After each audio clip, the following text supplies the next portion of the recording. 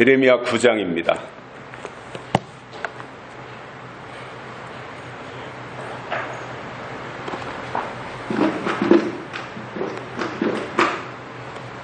예레미야 9장 15절과 16절 두 절의 말씀 봉독해 드리겠습니다. 그러므로 만군의 여호와 이스라엘의 하나님 내가 말하노라. 보라, 내가 그들 곧 이 백성에게 쑥을 먹이며 독한 물을 마시우고 그들과 그들의 조상이 알지 못하던 열국 중에 그들을 해치고 진멸되기까지 그 뒤로 칼을 보내리라 하셨느니라. 아멘. 폭우 속에서 다들 건강하신 모습으로 만나게 되어 반갑습니다. 그러나 또 많은 피해를 보신 분들에게는 또 위로의 말씀을 드리고 속히 모든 것이 다 제자리를 찾고 복구되기를 바랍니다. 바울은 어느 날 디모데를 불러가지고 이런 말씀을 하셨습니다. 이 집은 살아계신 하나님의 교회요 진리의 기둥과 터이니라. 이렇게 말씀하셨습니다. 무슨 말이냐면 교회는 진리가 있을 때 교회인데, 그렇다면 진리는 하나님이고 예수님이며 성령이고 성경이 진리입니다. 유럽에 가보면 중세 때 건축한 성당들의 규모가 어마어마합니다. 야, 저런 것을 그때 당시에 어떻게 지었을까? 저 높은 것을, 저 큰 것을, 저 좋은 재료를 가지고 어떻게 건축했을까? 참 불가사의한 일 아닌가? 이렇게 생각이 들 정도로 그 규모가 어마어마하고 또 상당히 멋집니다. 그런데 안타깝게도 지금은 관광지가 되어가지고 박물관처럼 관광객들이 주로 찾아와서 아하, 옛날에 이랬구나, 아, 옛날이요, 이렇게 바라보며 생각하는 시설이 되고 말았습니다. 왜냐하면 교회는 진리가 기둥이고 진리가 터전이 될 때 그것이 교회인데, 진리가 없다 보면 거기는 아무리 화려하고 아무리 웅장하고 아무리 멋지게 보인다고 할지라도 하나님이 보실 때 거기는 더 이상 교회가 아니라는 말입니다. 오늘은 하나님을 거역하면 그 결과가 어떻게 되는지 오늘 본문을 통해서 세 가지를 깨닫고 은혜를 받겠습니다. 첫째, 하나님을 거역하면 하나님이 그들에게 쑥을 먹이신다, 이렇게 말씀하고 있습니다. 예레미야 선지자를 통해서 주신 말씀입니다. 저도 지금까지 오랫동안 성경을 읽고 또 설교도 하고 있습니다만은 요즘에 제가 이사야나 예레미야나 이런 데서 말씀을 전하는 내용들은 과거에 제가 깨닫지 못했던 내용들, 그리고 과거에 제가 발견하지 못했던 그러한 내용들을 요즘 묵상하는 가운데서 하나님의 지혜로 깨달음을 얻게 되고, 그것을 근거로 해서 말씀을 증거하면서 저 자신이 굉장히 하나님의 은혜에 감동하고, 그리고 또 폭넓게 성경을 이해하게 되어지는 이 부분에 대해서 매우 만족해하고 있습니다. 그런데 예레미야가 말씀한 것이 하나님을 거역한 자들에게 하나님은 쑥을 먹이시겠다, 이렇게 말씀하셨단 말입니다. 자, 그러면 우리나라에서 이해하는 쑥은 건강에 좋은 식물입니다. 그래서 봄이 되면 양지 바른 곳에 쬐깐한 쑥의 싹이 올라오면 그것을 뜯어다가 쑥국을 끓여 먹기도 하고, 또 조금 자라나면 다시 그것을 잘라다가 쑥떡을 해 먹기도 할 정도로 쑥은 우리 민족과 굉장히 친밀합니다. 단군 신화에도 그 쑥에 대한 이야기들이 나오곤 하면서 우리 민족하고는 굉장히 가까운 것이 쑥인데, 그러나 성경에서는 쑥을 하나님의 뜻을 반역하는 사람의 생각으로 나오는데, 대표적인 것이 아모스 선지자가 말하는 인진, 아모스서에 인진이 나오는데 그 인진은 쑥이고, 그 인진은 바로 사람의 생각을 그렇게 설명한 것입니다. 자, 그렇다면 믿음이라고 하는 것은 하나님의 뜻이 무엇인지 성경을 통해서 깨닫고 성경 속으로 들어가서 하나님의 뜻에 맞추어가는 것이 믿음이에요. 하나님을 끌어다가 나한테 하나님을 맞추는 것이 아니라 내가 하나님께 다가가고 성경 속으로 들어가서 하나님의 뜻을 발견하고 하나님께 맞춰가는 것, 이것이 믿음이고 신앙이라는 말입니다. 그런데 유다라고 하는 나라를 보면 남왕국, 북왕국으로 갈라지잖아요. 솔로몬이 죽고 나서 남북으로 갈라져요. 그래서 남쪽에는 유다가 차지하고 북쪽에는 이스라엘이, 여로보암이라고 하는 사람이 반역을 일으켜서 10지파를 데리고 나가서 이스라엘을 세웠고, 그리고 여전히 솔로몬의 아들 르호보암은 유다를 중심으로 해서 지키고 있었는데, 그 유다가 끝까지 10지파가 떠나고 그러한 반역 가운데서도 남아서 사수한 것이 무엇이었냐 하면은 성전이었습니다. 예루살렘 성전. 왜냐하면 성전이 가장 중요했기 때문에, 하나님은 성전에 계시다고 하는 것을 알았기 때문에 그들은 다 잃어버려도, 다 떠나도 끝까지 성전을 지키는 그 사명을 잘 감당했고, 그리고 그것으로 하나님을 섬긴다고 했지만 세월이 지나고 그 나중에 가서는 유다 나라가 하나님을 저버렸고, 그리고 자기들 생각에 좋은 대로 갔으며 그 결과로 하나님이 그들에게 쑥을 먹이셨다, 그 말인 것입니다. 예레미야 23장 15절에 이런 말씀이 나옵니다. 이거는 좀 기억하셔야 될 말씀입니다. 중요한 내용인데, 예레미야 23장 15절에 그러므로 만군의 여호와 내가 선지자에 대하여 이같이 말하노라. 보라, 내가 그들에게 쑥을 먹이며, 여기서 그들은 선지자들을 말합니다. 선지자들에게 쑥을 먹이며 독한 물을 마시게 하리니 이는 사악이, 악한 것이 예루살렘 선지자들에게로서 나와서 온 땅에 퍼짐이라 하시니라. 이렇게 말씀하셨습니다. 에레미야를 통해서 선지자들에 대해서 말씀했습니다.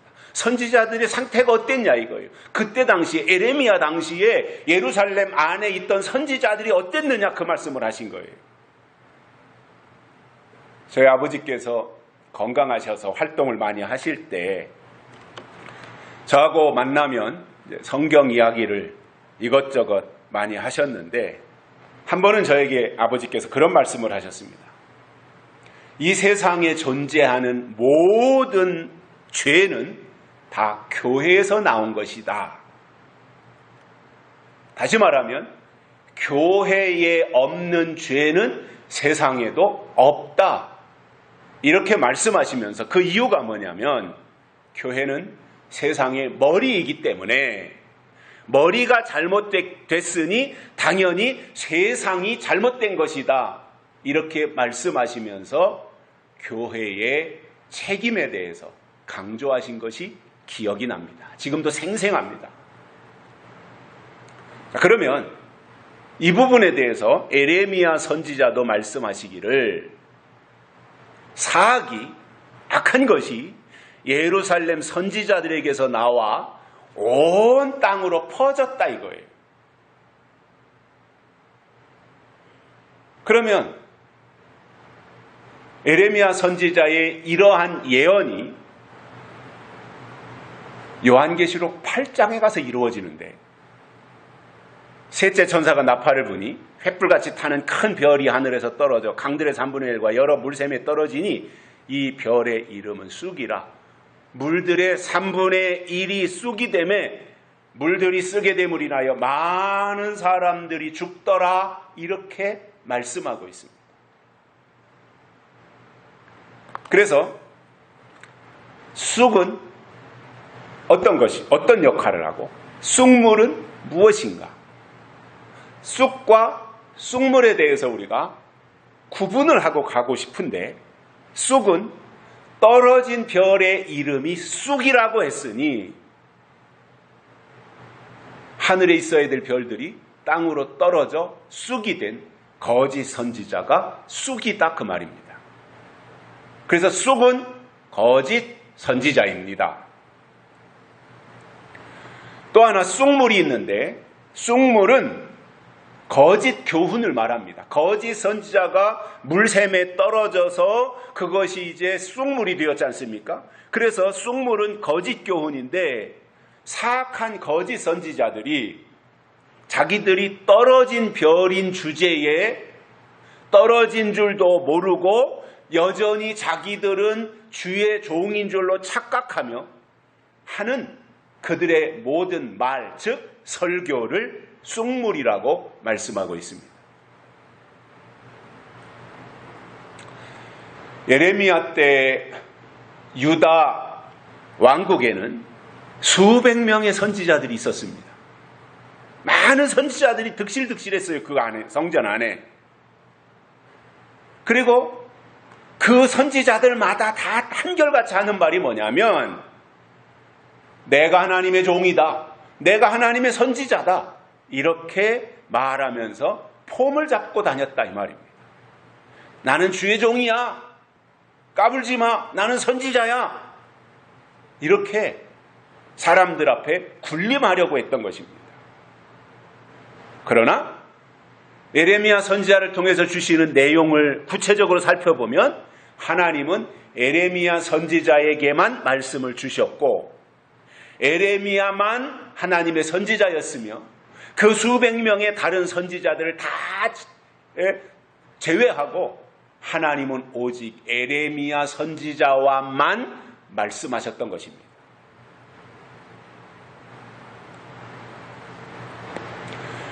그러나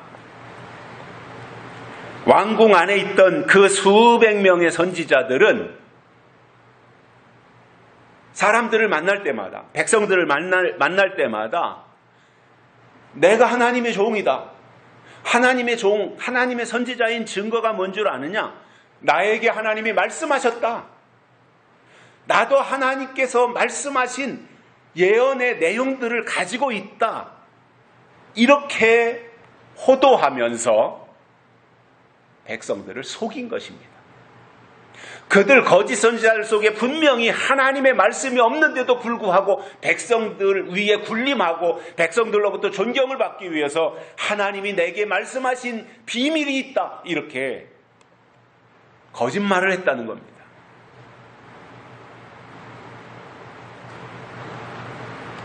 그래서 이러한 내용들이, 거짓 선지자들의 이런 거짓말이 결국은 사악한 교훈이고 그 자체가 쑥물이라는 거예요. 그렇다면 오늘날 수많은 강단에서 선포되는 설교들이 과연 생수입니까? 쑥물입니까? 그거 분별하지 않고 신앙생활 한다면 그는 어느 순간에 다 발목이 잡히고 말 겁니다. 내가 소속되어서 내가 듣고 있는 지금의 설교가 과연 생수냐 아니면 쑥물이냐, 이것을 분별하는 것은 자기의 신앙의 노선을 올바로 찾아가는 데 있어서 굉장히 중요한 역할을 하는 것입니다.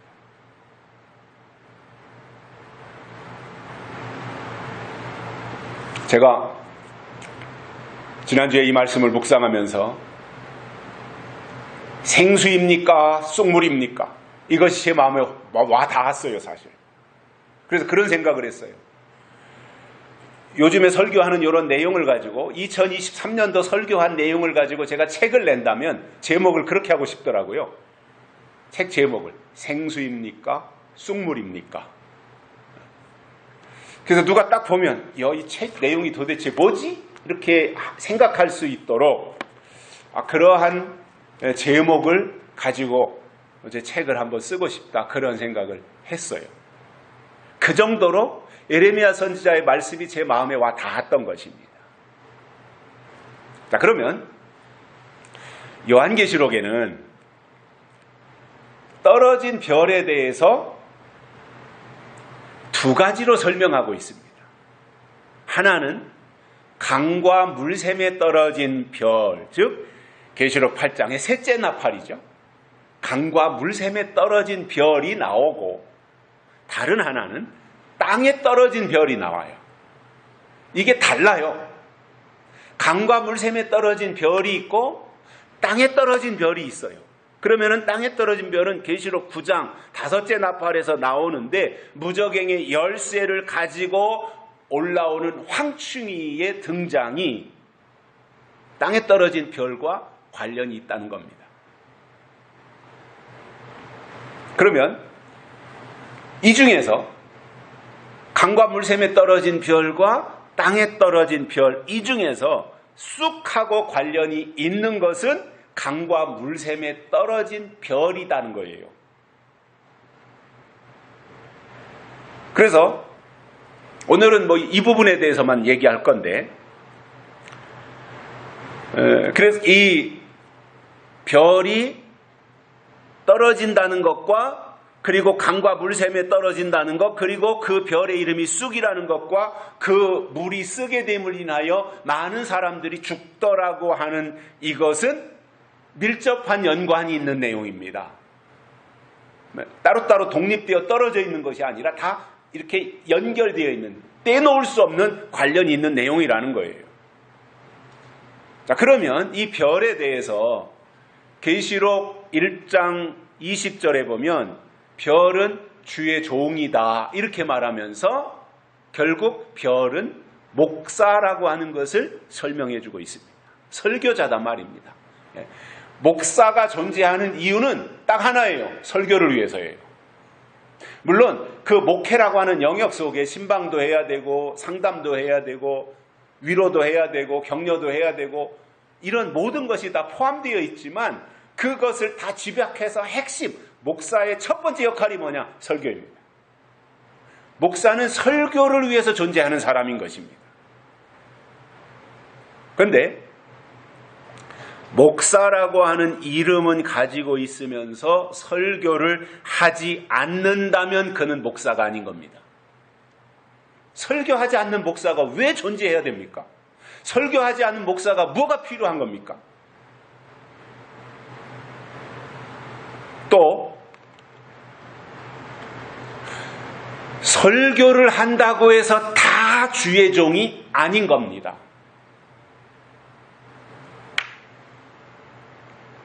이 부분에 대해서 우리가 잘 성경을 통해서 분별해야 돼요. 우리가 누구를 판단하고 누구를 정죄하고 누구를 배척하고 이런 말이 아닌 겁니다. 성경이 말씀하고 있는 중심 내용을 찾아서 우리가 어떻게 하나님 앞에 가야 되고 하나님 앞에 서야 되느냐 하는 이 본질적인 문제에 대한 말씀을 드리는 것입니다. 우리가 뭐 잘난 것이 있다고, 우리가 뭐 잘하는 것이 있다고 다른 사람을 정죄하고 다른 교회를 정죄하겠습니까? 절대로 그런 것이 아닙니다.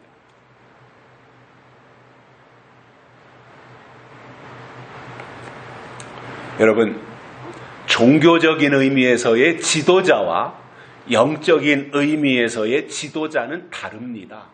종교적인 지도자와 영적인 지도자는 분명히 다른 것입니다.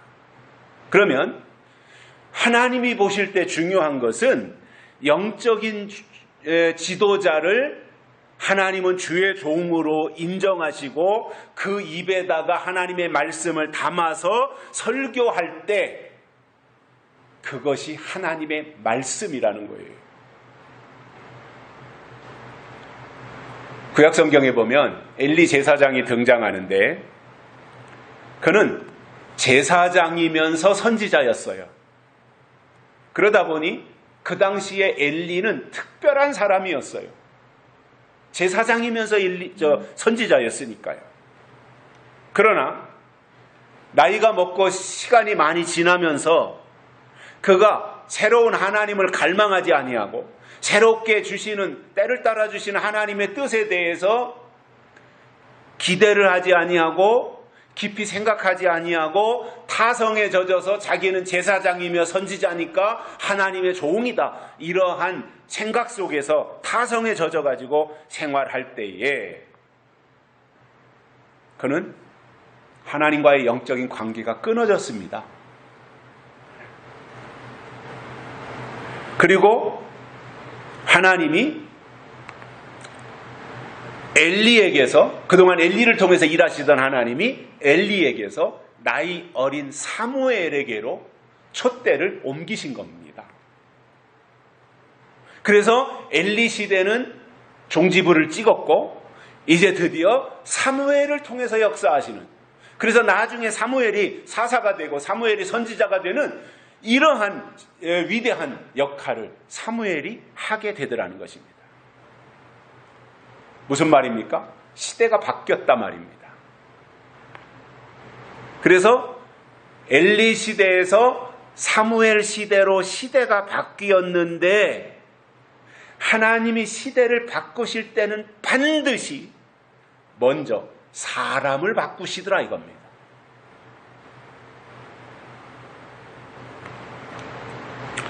엘리 제사장은 그 당시에 떨어진 별이었고 이 별이 등장한 것은 그것이 바로 종말의 끝의 징조라는 말입니다. 엘리 시대가 끝났구나, 그 징조라는 거예요. 떨어진 별이 되면 그 시대가 끝나는 거구나, 이렇게 생각을 할 수 있습니다. 원칙적으로 별이 있어야 할 곳은 하늘인데 하늘에 있어야 될 별이 물샘이나 땅으로 떨어졌다고 하는 것은 하나님과의 영적인 관계가 완전히 끝났다라는 말입니다. 그런데 그것도 모르고 떨어진 줄도 모르고 자기는 여전히 별이라고, 목사는 다 별이라고 생각하고 별의 행세를 하려고 하는데 그 별이 거짓 선지자라는 거예요. 그리고 거짓 선지자가 제공하는 것이 쑥물, 죽이는 물이다 그 말입니다. 두 번째로는 독한 물을 마시운다 이렇게 말하고 있습니다. 하나님을 거역하면 하나님은 그들에게 독한 물을 마시게 한다는 거예요. 그러면 보십시오. 쑥물을 마신 것만으로도 이 쑥물을 먹는 이 쑥물만으로도 살기 어렵잖아요. 쑥물을 마셔서 많은 사람들이 죽는다고 했는데 그 쑥물을 마신 것만으로도 영이 죽는데 거기에 독한 물까지 마시면 어떻게 되겠습니까? 살 가망이 없잖아요. 쑥물을 마셔서 이미 영이 죽었는데 거기에 독한 물까지 마신다라고 하는 것은 이미 끝장났다는 이야기가 되지 않겠습니까? 사람이나 또는 동식물을 막론하고 물이 없으면 살 수가 없어요. 물이 너무 많아도 걱정이지만, 요즘처럼 물이 너무 많아도 걱정이지만 또 물이 없으면 살 수가 없지 않습니까? 어떻게 견딥니까? 물 없이 살 수가 없지 않습니까? 특별히 좋은 물을 마셔야 건강하게 살 수 있습니다. 아무 물이나 마시면 오히려 몸의 건강에 해로울 수 있습니다. TV에서 가끔씩 유니세프에서 나와서 모금 활동을 하느라고 아프리카 지역의 실정을 보여줍니다. 그런데 아프리카 지역의 그 조그만 꼬맹이들이 한 19살 된 아이들이 지하수 이런 게 거긴 없으니까 어디에 비가 와서 우기에 고인 물이라든가 웅덩이에 조금 고여있는 물들을 퍼다가 그것을 먹는데, 우리가 보면 거기에 벌레가 기어다니고 물도 아주 이렇게 색깔도 투명하지 못한 이러한 더러운 물인데도 불구하고 그것밖에 없으니까 길어다가 마시니까 그들이 수명이 단축될 수밖에 없다고 하는 것을 볼 수 있어요. 제가 물에 대해서 설명해 놓은 자료들을 찾아보니까 하천에 흐르는 물이나 저수지에 저장된 물도 오염 정도에 따라서 물의 등급이 있었습니다. 흐르는 물에도 등급이 있고 저수지의 물에도 등급이 있어요. 그래서 1등급부터 5등급까지 구분을 하고, 그래서 1등급, 1급수다라고 정의할 때는 적어도 그 물에 가재나 버들치가 서식할 수 있는 정도의 저 오염되지 않은 산속 계곡에서 흐르는 물, 이것을 1급수 이렇게 말을 하고요. 5급수는 매우 오염된 물이라서 사람이 그 물과 계속해서 이렇게 접촉을 하면 피부병을 유발시킬 수 있는 물을 5급수라고 합니다. 그리고 그 이외로 급수, 등급을 나눌 수 없을 정도의 물이 있는데 그것을 흔히 그냥 일반적으로는 6급수라고 하는데 6급수는 사실상 없고요. 등급 이외의 물이 있는데 그것은 공업용수로도 쓸 수 없는 아주 오염이 심한 물을 의미하고 있었습니다. 사람이 마시는 물도 차이가 있는데 우리나라에서는 그래도 괜찮은 물 하면 제주에서 나오는 삼다수하고 농심에서 파는 백산수, 이것을 그래도 좋은 물로 생각을 하고 그 물을 사 마시려면 좀 더 돈을 더 주고 사 먹어야 할 만큼 좋은 물로 평가를 받고 있는데, 왜냐하면 그만큼 오염이 되지 아니한 순수한 물이기 때문에 그렇습니다. 이처럼 우리가 매일 마시는 물도 오염되지 아니한 좋은 물을 마셔야 건강하게 살 수 있는 것처럼 우리의 영혼에도 섞이지 않고 변질되지 않은 생수를 마셔야 영적 건강이 유지되는데, 성경에서 생수는 성령이고 말씀이라고 설명해 주고 있습니다. 반대로 하나님을 거역하면 하나님은 독한 물을 마시게 하는데, 독한 물은 섞인 물이고 때가 지난 물이며, 이것을 성경에서는 시간이 한참 지나간 율법을 의미하고 이것저것 혼합되고 인본주의 이런 것들이 다 뒤죽박죽 되어진 설교를 의미합니다. 히브리 민족이 모세를 따라 출애굽하고 홍해를 건너 마라에 도착했을 때 날씨는 덥고, 광야라는 곳이 그렇잖아요. 사막 지역이 그렇잖아요. 날씨는 덥고 또 땀은 계속 흘리고, 움직여야 되니까, 걸어가야 되니까 땀은 계속 흘리고, 그러니 얼마나 갈증이 났겠어요. 이 목마름에 대해서 얼마나 심했겠습니까? 그런데 마치 가다가 저 앞에 우물을 만난 거예요. 샘을 하나 만났어요. 그러니까 반가워가지고 허겁지겁 막 달려가서 그리고 그 물을 마셨더니 써서 먹을 수 없는 물이라는 것을 알고는 목말라서 달려가서 마시려고 했더니 써서 못 먹으니까 왕짜증이 나는 거예요. 그래가지고 백성들이 모세를 향해서 원망합니다. 이러려고 우리를 여기까지 데리고 왔냐 그러면서 목말라 죽겠는데 물은 써서 먹을 수 없다고 막 했더니 모세가 그 백성들의 원망하는 소리를 듣고 하나님 앞에 부르짖어 기도했습니다. 그랬더니 하나님이 한 나무를 지시하셔가지고 나뭇가지를 지시하셔서 그것을 물에다가 던졌더니 쓴 물이 변해서 단물이 되었습니다. 이곳이 마라였습니다. 마라.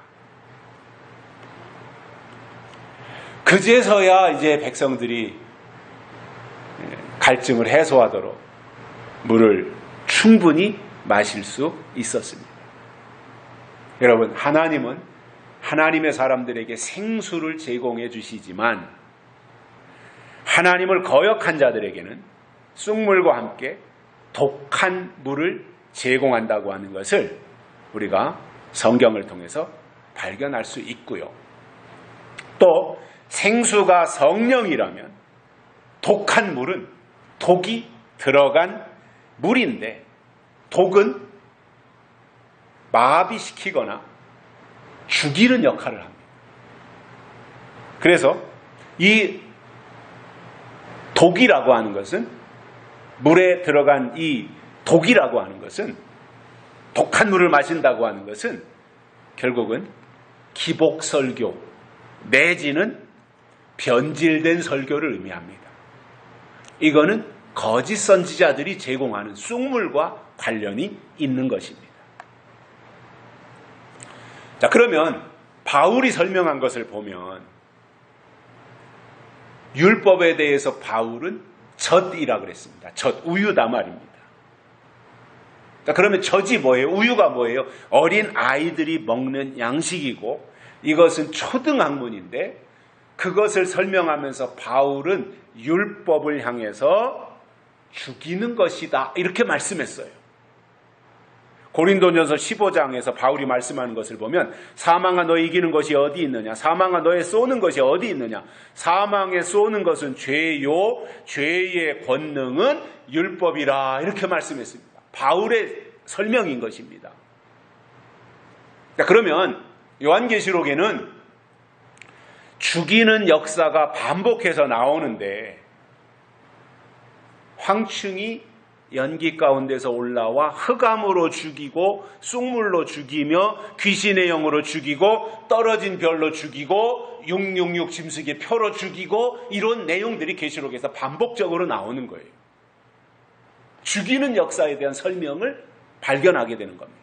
계시록 6장 8절에 보면 청황색 말이 나오는데 그 탄자의 이름은 사망이고 음부가 그 뒤를 따르더라. 저가 땅 4분의 1의 권세를 얻어 검과 흉년과 사망과 짐승으로 죽이더라. 이렇게 말씀했기 때문에 이러한 내용을 요한계시록을 통해서 미리 분별하지 못하면 악한 영들이 나타나서 역사할 때 내 영을 지키지 못하고 죽게 된다는 말입니다. 그러므로 하나님 편에 있는 사람들은 하나님이 인을 치셔서 그 악한 세력들이 침범하지 못하도록 지켜주시고 살리신다고 하는 것이 성경의 약속인 거예요. 그래서 하나님 편에서는 인을 쳐서 살리는 일을 하시고 짐승 편에서는 표를 주어서 죽이는 일을 하는 것이고 그래서 살리는 역사와 죽이는 역사의 충돌이 계시록에서 설명하는 내용인데 최종적으로 누가 이기느냐?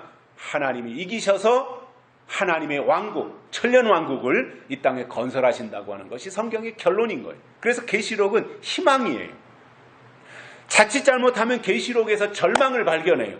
죽이고 이런 역할이 설명이니까 자칫 잘못하면 이거 계시록은 도대체 무슨 내용인지도 모르겠고 다 무섭기만 하고 두렵기만 하고 죽이는 내용만 나오고 이렇게 생각할 수 있지만 그거는 사탄 편의 설명을 그렇게 한 거예요. 그러나 결론에 가서 보면 하나님이 이기시고 하나님이 승리하시며 하나님이 하나님의 사람들에게 인을 치셔서 살리시고 천년왕국을 통해서 잃어버린 에덴 동산을 회복시키는 복락원의 역사로 이끌어 가신다고 하는 것을 계시록을 통해서 설명해 주고 있는 것입니다. 세 번째로는 칼을 보내신다 이렇게 말씀하고 있어요. 하나님을 거역한 자들에게 하나님은 칼을 보내시겠다 이거예요. 무시무시하잖아요. 칼을 보내신다. 아니, 하나님이 왜 칼을 보내시느냐? 하나님이 산적이냐? 하나님이 해적이냐? 이러면서 오해할 수도 있지 않습니까? 근데 에레미야 선지자의 특성상 하나님의 역할 중에서 하나님을 사모하고 하나님 편에 서서 끝까지 하나님의 뜻을 간직하고 지키는 사람과 하나님을 거역하고 하나님을 배신하고 하나님을 떠난 사람들을 구분하시는 거예요, 지금. 그래서 칭찬하고 축복할 사람들과 저주하고 심판할 사람들을 설명을 나눠서 하고 있는 거예요. 그래서 앞에서 말씀한 쑥, 독한 물, 칼, 이것은 모두가 다 영을 죽인다고 하는 차원에서 설명하는 거예요. 쑥물로서 죽이고, 쑥으로서 죽이고, 독한 물로 죽이고, 칼로서 죽이고, 결국 하나님이 거역한, 하나님을 거역하고 하나님을 배반한 사람들을 이렇게 이 세 가지로 영을 죽인다고 하는 것인데, 이 모든 것이 다 하나님의 뜻과 하나님의 법이 없는 설교를 의미하는 겁니다. 여기서 칼을 보내신다고 하는 것은 심판을 의미하는데, 예수님은 이렇게 말씀하셨습니다. 내가 세상에 화평을 주러 온 줄로 생각하지 말라. 화평이 아니요 검을 주러 왔노라. 예수님이 그렇게 말씀하셨어요. 그러니까 이 땅에 초림하신 예수님은 화평이 아니라 검, 즉 구약과 구약에 속한 모든 사람들을 끝장내기 위해서 오셨다 이거예요.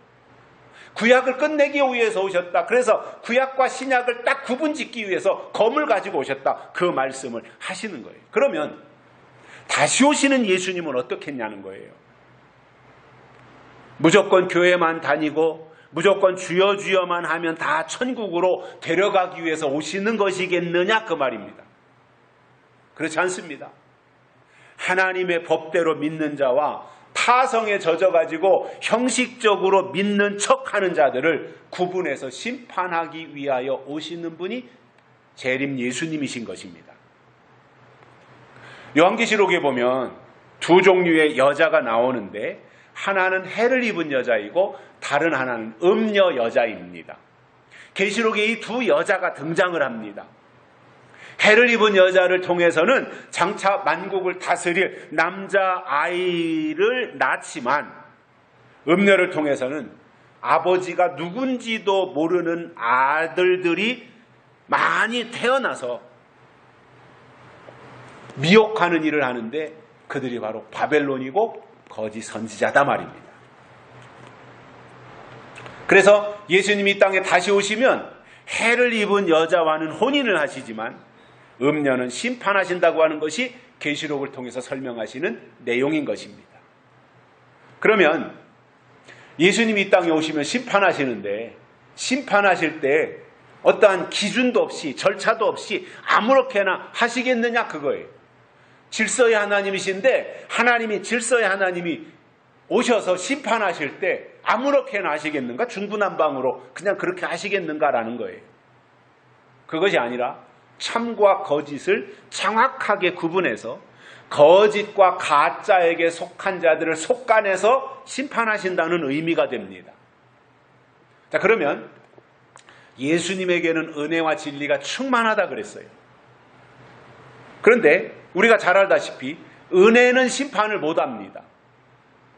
그리고 심판은 진리라야 하는 것입니다. 만약에 은혜가 심판을 한다면 그것은 은혜가 아닐 것입니다. 왜냐하면 예수님이 말씀하시기를 70번씩 7번이라도 용서하라 그러셨어요. 이것이 은혜잖아요. 용서하라는 거예요. 그러니까 70번씩 7번 용서하라는 이 말은 70번씩을 묶어서 7번, 그러니까 70번씩 7번이니까 77이 49, 490번까지만 용서하고 그 이후로는 용서하지 말아라. 이것이 아니라 용서는 끝이 없다는 거예요. 그리고 하나님이 그렇게 우리를 용서하시겠다고 하는 말이며 이것이 은혜 시대의 법입니다. 그러니 이러한 용서의 법을 주신 하나님이 내 이놈 하고 심판하실 수 있냐는 거예요. 그렇기 때문에 은혜는 심판할 수가 없습니다. 그리고 심판은 진리가 하는 것이고 진리는 공의이기 때문에 공의로서 심판하시는 거예요. 교회들마다 예수님의 십자가를 강조합니다. 잘하는 일입니다. 저는 매우 중요하다고 생각합니다. 교회마다 예수님의 십자가를 강조하는데 그 십자가는 뭐예요? 사랑과 용서의 표시예요. 그래서 이 십자가, 사랑과 용서라고 하는 이 십자가에서 시작한 것이 교회이기 때문에 초림 예수님은 교회를 심판하시지 않습니다. 심판은 예수님이 이 땅에 다시 오시면 진리와 공의로 하시는데 요한계시록에서는 7 대접을 쏟는 것으로 교회를 심판하신다는 것이고 그때 믿는다는 신용만 내는 사람들도 같이 심판을 하실 것입니다. 교회를 심판하실 때 그들까지도 같이 심판하신다는 거예요. 계시록 14장 14절에 보면 이런 말씀이 나옵니다. 또 내가 보니 흰 구름이 있고 구름 위에 사람의 아들과 같은 이가 앉았는데 그 머리에는 금면류관이 있고 그 손에는 이한 낫을 가졌더라. 그 손에는 이한 낫, 아주 날카로운 예리한 낫을 들고 있더라는 거예요. 그래서 그 낫을 가지고 하는 일이 뭐냐면 15절에 보면 낫을 휘둘러 곡식을 거두라고 했고 17절과 18절에서는 이한 낫으로 포도송이를 거두라 이렇게 설명하고 있습니다. 이것은 마지막 추수하는 역사를 설명하는 것이고 예수님은 마태복음 3장 12절에서 알곡과 쭉정이를 갈라 알곡은 모아 곡간에 들이고 쭉정이는 꺼지지 않는 불에 태우시겠다 이렇게 말씀하셨지 않습니까? 그래서 곡식을 거두고 포도송이를 거둔다고 하는 것은 심판이에요. 그래서 예수님이 재림하시면 심판이 있는데 우리가 농사 짓는다고 볼 때 내 밭이 있고 내 논이 있지 않겠습니까? 그러면 내가 봄에 나가서 거기다 씨를 뿌리고 콩도 심고 깨도 심고 오이도 심고 호박도 심고 이렇게 하면서 내 농사를 많이 지었어요. 그리고는 이제 그것을 수확할 때 여름이 됐든 가을이 됐든 수확할 때 내가 농사지은 내가 씨를 뿌린 그 밭에 가서 그 수확하는 것이지 내가 씨도 뿌리지 않은 남의 밭에 가서 수확하면 그건 절도가 되는 거잖아요. 내 논, 내 밭 거기다가 내가 씨를 뿌렸고 거기를 내가 돌봤기 때문에 수확할 때 가서 거기 가서 수확하는 거예요. 하나님도 마찬가지예요. 하나님이 교회에다가 하나님의 농사를 지은 거예요. 하나님이 거기다가 씨를 뿌리셨고 하나님의 아들들 보내셨고 물론 거기에 잡초들도 생겼지만 그런 것들을 다 이제 하나님이 관리하시고 나중에 심판하실 때 추수하실 때 가서는 내가 그동안 관리한 밭을 심판하시는 거예요. 그러면 그동안 하나님이 관리하신 씨를 뿌리고 그리고 관리하신 밭이 어디예요? 교회예요. 그래서 마지막 하나님이 심판하는 곳이 어디냐면 교회예요. 거기가 하나님의 밭이에요. 거기가 하나님의 논이에요. 에레미야 25장 29절에 이렇게 말씀합니다. 보라 내가 내 이름으로 일컬음을 받는 성에서부터 재앙 내리기를 시작하였은즉 너희가 어찌 능히 형벌을 면할 수 있느냐 면치 못하리니 이는 내가 칼을 불러 세상의 모든 거민을 칠 것이니라 하셨다 하라. 여호와의 말이니라. 에레미야 선지자를 통해서 내 이름으로 일컬음을 받는 성에서부터 재앙 내리기를 시작하셨다 이렇게 말씀하고 있습니다. 또 베드로도 말씀한 것을 보면 베드로전서 4장 17절에서 하나님의 집에서 심판을 시작할 때가 되었나니 만일 우리에게 먼저 하면 하나님의 복음을 순종치 아니하는 자들의 그 마지막이 어떠하며 이렇게 말씀하고 있습니다. 하나님의 집에서, 교회에서 심판을 시작할 때가 되었다 이거예요. 그 교회부터 심판하면 교회 밖에 있는 사람들이 어떻게 되겠냐, 그 설명을 하고 있는 겁니다. 그래서 하나님의 집에서 심판할 때가 되었고 하나님의 성에서부터 재앙 내리기를 시작한다고 했으니 이것은 교회 심판이고 믿는 자 심판이에요. 마지막 때 하나님의 관심은 교회예요. 왜냐?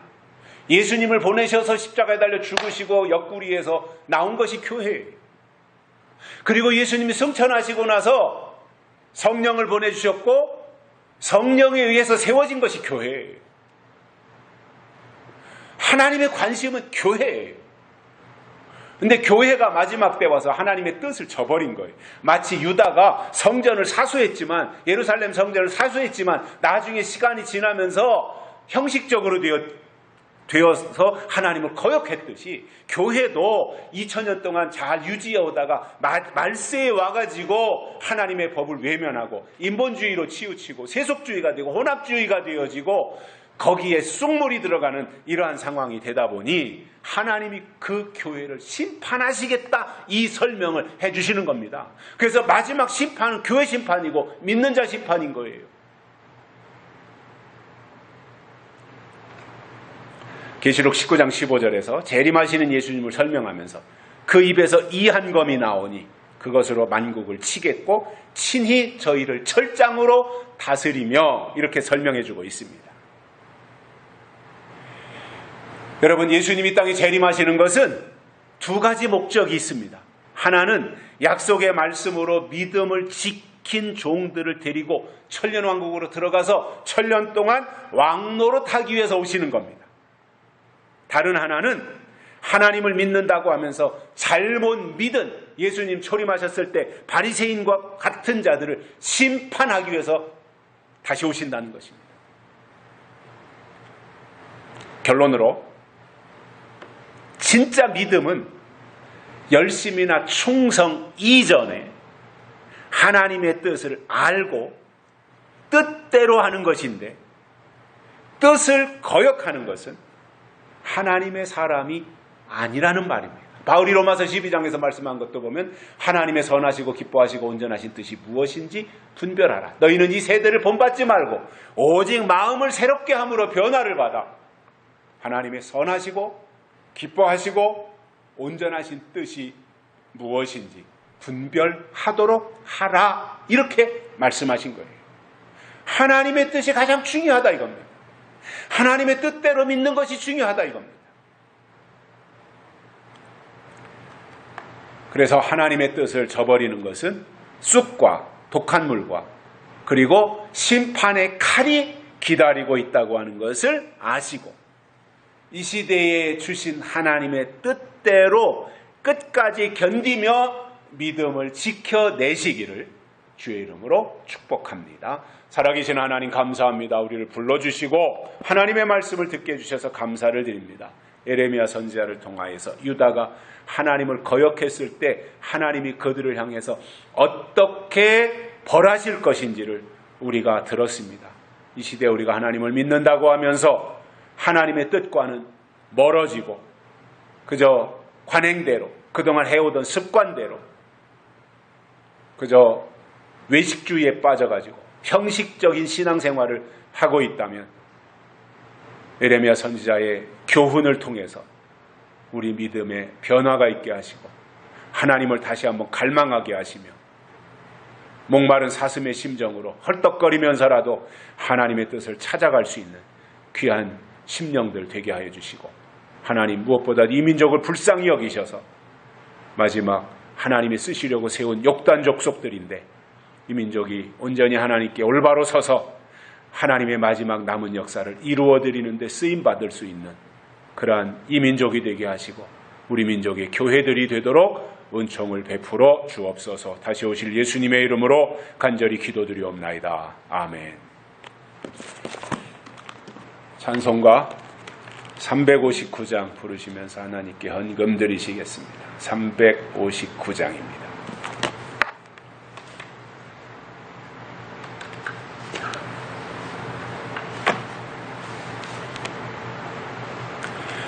예수가 함께 계시니 시험이 오나 겁없네. 기쁨의 근원 되시는 예수를 위해 삽시다. 날마다 주를 섬기며 언제나 주를 기리고 그 사랑 안에 살면서 딴 길로 가지 맙시다.